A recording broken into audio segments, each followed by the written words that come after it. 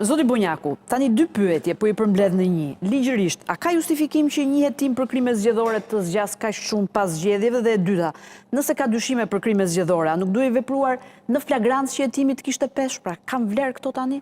Kuptuar pak rëndësinë e kësaj deklarate Dumanit sot. Mbështetur atij që tha zoti Prençi, është e vërtetë që krimet zgjedhore nuk janë një sukses i SPAK-ut. Historia e tregoi diçka që është folur dhe diskutuar nga shumë analistë. E para nisi me ngarkesën që i dha opinionit publik, duke mbar, mos përsërisim ato që janë thënë, duke marrë përsipër ndoshta më shumë se ç'i takonte dhe fazën e hetimit paraprak, dhe e dyta, duke ndalur tek momenti ku jemi sot, doan që bëhet fjalë për 43 çështje zgjedhore që u përmendet nga prokurori i prokurisë posaçme, ndërkohë që rezultatet janë ato që dim që janë shumë pak. Çështjet të çuara në gjyq akoma asnjë, kemi vetëm një të pandehur. Krimet zgjedhore, ligji ka dy momente.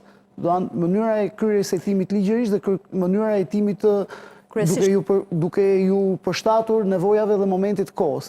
Krimet zgjedhore do kishin një sukses dhe do ishin po të ishin kapur në flagrancë, aty për aty. Ecorinë pozitive të zgjedhjet nëse do ishin kapur në flagrancë. Kjo ishte edhe ideja e ngritjes task force-s, kjo ishte ideja e ngritjes së hetimeve proaktive, kjo ishte ideja e ngritjes së një zyre koordinimi që të bëje mundur që çdo krim zgjedhor në momentin që ndodhte ose përfërsisht në kohën e flagrancës, momentin që ndodhte që të ndalonte mënyrën e vazhdimësisë së krimit, të ndalonte hyrjen e personave që mund të kenë qenë element kriminal në zgjedhje, pra të ndalonte ndërpriste zinxhirin në një farë mënyre dhe ta bënte automatikisht aty për aty. Duke pasur parasysh ka pa diçka që më bëri përshtypje. Nga deklarata e sot me Dumanin. I pyetur nga zoti Orel Bylikbashi për krimet zgjedhore, zoti Dumani me të drejtë dha një përgjigje që ju nuk mund të prisni tha çdo gjë nga SPAK-u me 20 prokuror. Ndërkohë që pak më vonë i pyetur nga njëra deputete nëse numri 20 prokurorësh ishte i mjaftueshëm, tha që po, numri është i mjaftueshëm. Pra ti e shef si deklaratë kontradiktore të Dumanit këtë. Më tepër hetues. Kjo tregon që ka një fart sikleti për të justifikuar mos suksesin e arritur në krimet zgjedhore. Okej, ti kështu e shef.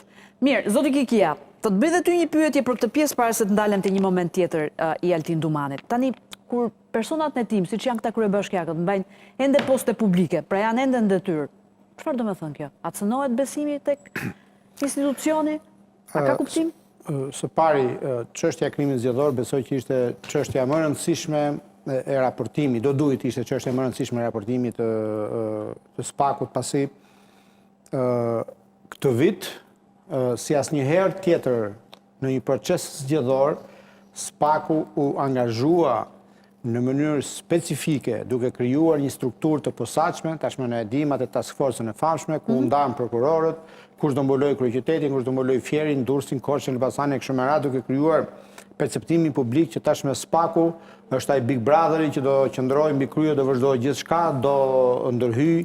Dhe ajo që është absolutisht më rëndësishme është që në rastin e krimit zgjedhor, siç këtu u theksua, është shumë rëndësishme të ndërhyhet me efektin parandalues, sepse nëse krimi zgjedhor e bën dëmin, pra e përcakton apo e ndikon në rezultatin e zgjedhjeve, ti mund të shpallësh çdo fajtor më pas, po kjo nuk zhbën më atë që është bërë. Kështu që edhe në këtë rast, edhe nëse janë dy kryetar bashkie që janë krejtësisht periferik në tërësi me gjithë për foljen dhe akuzat e ngritura publikisht për krimin zgjedhor, unë mendoj që këto janë shumë pak apo hiç fare për të prodhuar një rezultat.